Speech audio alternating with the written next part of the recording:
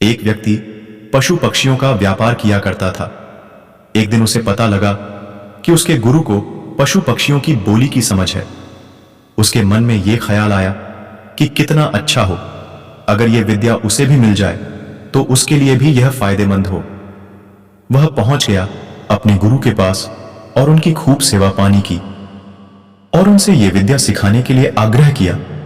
गुरु ने उसे वो विद्या सिखा तो दी, लेकिन साथ ही उसे चेतावनी भी दी कि अपने लोभ के लिए वो इसका इस्तेमाल नहीं करे, अन्यथा उसे इसका कुफल भोगना पड़ेगा। व्यक्ति ने हामी भर दी। वो घर आया तो उसने अपने कबूतरों के जोड़े को यह कहते हुए सुना कि मालिक का घोड़ा 2 दिन बाद मरने वाला है। इस पर उसने अगले ही दिन घोड़े को अच्छे दाम पर बेच दिया। अब उसे भरोसा होने लगा कि पशु पक्षी एक दूसरे को अच्छे से जानते हैं। अगले दिन उसने अपने कुत्ते को यह कहते हुए सुना कि मालिक की मुर्गियां जल्दी ही मर जाएंगी।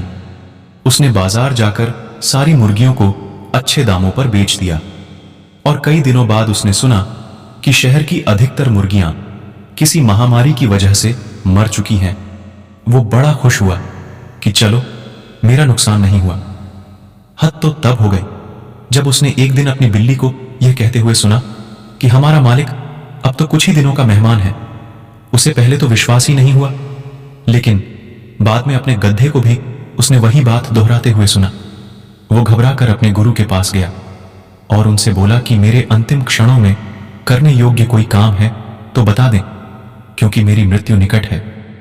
इस पर गुरु ने उसे डांटा और कहा कि मूर्ख, मैंने पहले ही तुझसे कहा था कि अपने हित के लिए इस विद्या का उपयोग मत करना, क्योंकि सिद्धियां न किसी की हुई हैं और न किसी की होंगी। इसलिए मैंने तुझसे कहा था कि अपने लाभ के लिए और किसी के नुकसान के लिए इनका प्रयोग मत करना। और भी अधिक कहानियों के लिए हमारे YouTube चैनल सत्य सनातन को सब्सक्राइब करें। धन्यवाद।